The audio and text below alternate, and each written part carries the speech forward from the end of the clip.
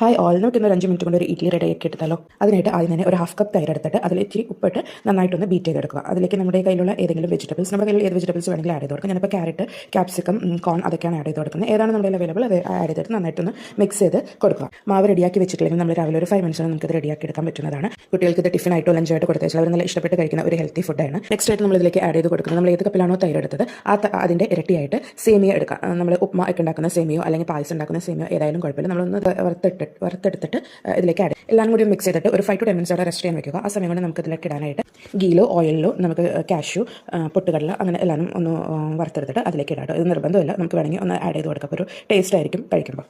ഇത്രയേ ഉള്ളൂ കേട്ടോ നമ്മുടെ ബാറ്റർ പ്രിപ്പറേഷൻ. നമുക്ക് തലേദിവസം മാവ് അരച്ച് വെക്കേണ്ട, അത് പൊങ്ങിയൊന്നും നോക്കി വെയിറ്റ് ചെയ്യേണ്ട ഒന്നും വേണ്ട. നമുക്ക് ഹെൽത്തി ആയിട്ടുള്ള ബാറ്റർ ഇവിടെ റെഡിയാക്കി എടുക്കാം കേട്ടോ. ഇന്ന് നോർമലായിട്ടുള്ള ഇഡ്ഡലിയും ദോശയൊക്കെ ഉണ്ടാക്കുന്നതിന് ഒരു വെറൈറ്റി ആയിട്ട് ഇങ്ങനെ ഉണ്ടാക്കി കൊടുക്കുമ്പോൾ കുട്ടികൾക്കൊക്കെ ഇഷ്ടമാണ്. കുട്ടികൾക്ക് മാത്രമല്ല കേട്ടോ, വലിയവർക്കായാലും ഇത് ഹെൽത്തി ആയിട്ട് കഴിക്കാൻ പറ്റിയൊരു ബ്രേക്ക്ഫാസ്റ്റ് ആണ്. നമ്മൾ എന്നിട്ട് നോർമൽ ഇഡ്ഡലി ഉണ്ടാക്കുന്നത് പോലെ ഒരു മോൾഡിൽ ഇട്ട് കൊടുക്കുക. അതിൻ്റെ താഴെ ഗീയോ ഓയിലോ ഒന്ന് സ്പ്രെഡ് ചെയ്തിട്ട് ഒന്ന് വെച്ച് കൊടുക്കുക. അതിലേക്ക് വെച്ച് കൊടുക്കുമ്പോൾ നമുക്കത് ഷേപ്പായി കിട്ടില്ല എന്ന് തോന്നും. ബട്ട് അങ്ങനെയല്ല, വെന്ത് കഴിഞ്ഞ് വരുമ്പോൾ നല്ല കടിലെ ഇതുപോലെ നല്ല ഇഡ്ഡലിയുടെ ഷേപ്പായിട്ട് തന്നെ വരും. ഒരു 10 മിനിറ്റ്സ് നമ്മളിത് വേവാനായിട്ട് വെച്ചാൽ മതി, വെന്ത് കിട്ടും കേട്ടോ. എല്ലാവരും ഇത് ഒന്ന് പ്രിപ്പയർ ചെയ്ത് നോക്കിയിട്ട് അതിൻ്റെ അഭിപ്രായം പറയണേ. Thank you for watching and bye bye.